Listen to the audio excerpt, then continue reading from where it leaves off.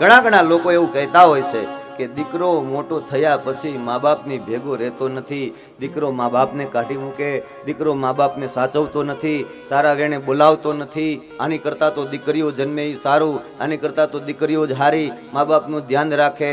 પણ એકવાર તમે વિચાર તો કરી જુઓ કે લગ્ન પહેલા કયો દીકરો મા બાપને ધક્કા મારે? આ લગ્ન પછી જ કેમ વાંધા પડ્યા? તો એમાં કોણ માધ્યમ હતું? શું તકલીફ હતી? લગ્ન પહેલા તો દીકરાને મા બાપની હારે કઈ વાંધો હતો નહીં, વાંધો લગ્ન પછી જ પડ્યો. એનો અર્થ એ થયો કે કોઈક આવનારું બીજું પાત્ર છે એ એની કાન બંબેરણી કરે છે. હવે તો એક બહુ દુઃખની વાત સાંભળવા મળી છે સાહેબ, કદાચ સાચી છે ખબર નહીં, પણ દીકરા દીકરીઓના વ્યવહાર જોવા જાય ને તો હવે દીકરીઓ વાળા દીકરા વાળાને એવું પૂછે કે ઘરના મકાન છે તો કે આ છે, ગાડી છે તો કે આ છે, ટીવી છે તો કે આ છે, પછી છેલ્લે એમ પૂછે કે ઘરમાં ડસ્ટબિન છે? ડસ્ટબિન એટલે કચરા ટોપલી છે?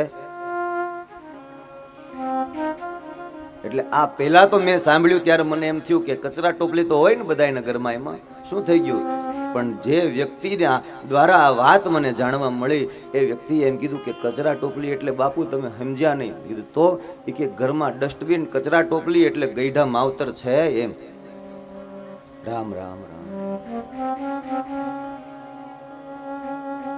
ક્યાં આ સમય ક્યાં પહોંચ્યો છે સાહેબ?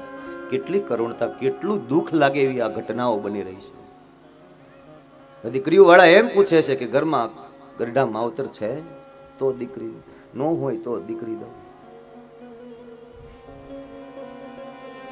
આવું ન કરો બા. મા બાપનું ધ્યાન રાખો. દીકરાઓને કહો, દીકરીઓને કહો કે જેણે તમારા માટે જાત તોડી નાખી હોય એને જરા સંભાળો. સુરતમાં એક બની ગયેલી ઘટના, બહુ જાજો સમય નહીં, હજી કદાચ 1.5 વર્ષ કે 2 વર્ષ થયા છે. સોસાયટીનું નામે નહીં દઉં અને વ્યક્તિનું નામે નહીં દઉં, ખબર નહીં તમારા કોઈક સગા ત્યાં રહેતા હોય. પાછું સોસાયટીની બહાર દરવાજા પાસે એક ઓટલા ઉપર સાંજ પડે એટલે બધા ઘરડા લોકો ભેગા થાય, વૃદ્ધો, બધા વડીલો, દાદા, બધા ત્યાં ભેગા થાય અને પછી આનંદ કરે, થોડી વાર બેસે. એમાં એક દિવસ બધાએ એવું નક્કી કર્યું કે આપણે બધાએ રોજ એક એક ના ઘરે ચા પીવા જવાનું. દરરોજ એક એક ના ઘરે આપણે ચા પીવા જવાનું. કઈ વાંધો નહીં.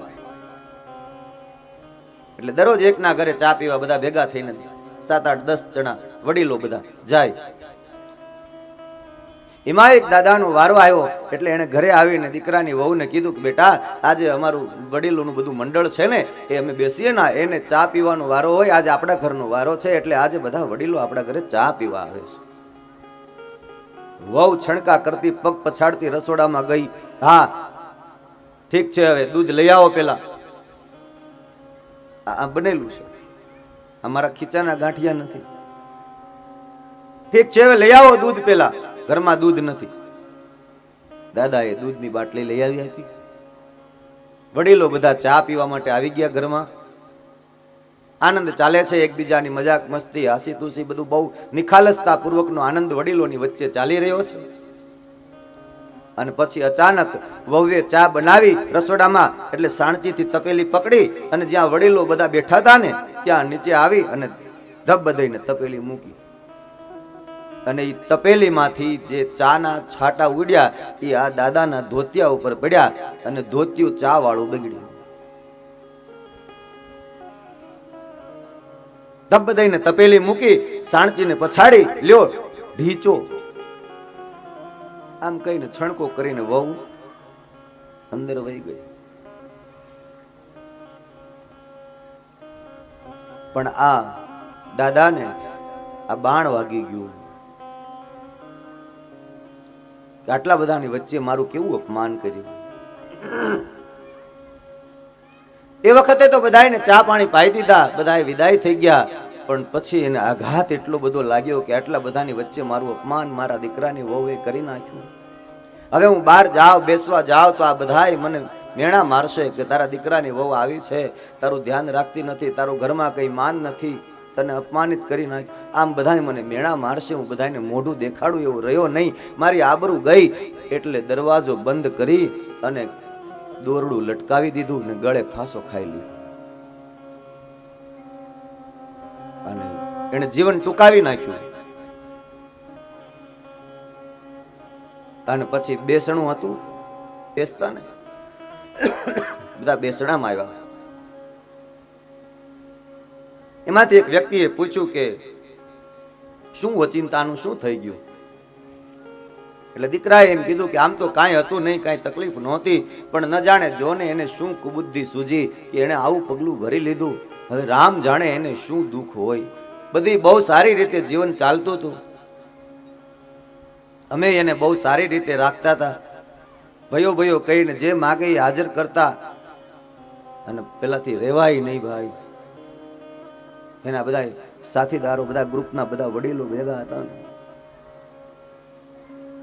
એને કીધું કે ભાઈ દીકરા હવે તું બંધ કર, તું તારા ઘરની બહુ મોટી મોટી વાતો કરે છે અને તારા બાપુજીએ જીવન ટૂંકાવી લીધું એનું કારણ તને ન ખબર હોય તો તારા દીકરાની વહુને જઈને પૂછ, તારી વહુને જઈને પૂછ, એને ખબર છે. એ જ ધોતિયા અમે આજે પહેરીને આવ્યા છીએ કે જે તારી ઘરવાળીએ તપેલી પછાડી હતી, ચાના છાટા ઉડ્યા હતા, જોઈ લે હજી આ એ જ ડાઘા છે. અને એ આઘાત તારા બાપને લાગ્યો એટલે એને ગળે ફાંસો ખાઈ લીધો છે. જરાક વિચાર તો કર. બનેલી ઘટના સુરતમાં 2 વર્ષ પહેલા.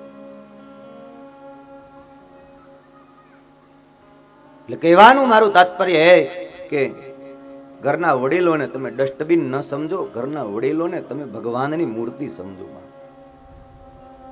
સવારમાં દરરોજ ઉમરો પૂજવાનું આપણે કહીએ છીએ, એ ઉમરો તો માત્ર પ્રતીક છે, પણ માત્ર તમે તમારા ઘરના વડીલોને વંદન કરીને કોઈ કાર્ય માટે નીકળો ને, તમારું બધું કામ સફળ થઈ જાય. તમારે હરિદ્વાર કે કાશી જવાની જરૂર ન પડે. તમારા મા બાપના જમણા પગના અંગૂઠામાં હરિદ્વાર, કાશી, મથુરા, ગોકુળ, વૃંદાવન બધું આવી ગયું. એમાં हर बात को तुम भूलो मगर माँ बाप को तुम मत भूला. इनकार करे लाखो इस बात को तुम मत भूलना. चाहे लाखों कमाई धन दौलत ये बंगला कोटी बनाए, माँ बाप की ना खुशी हो तेरे बेकार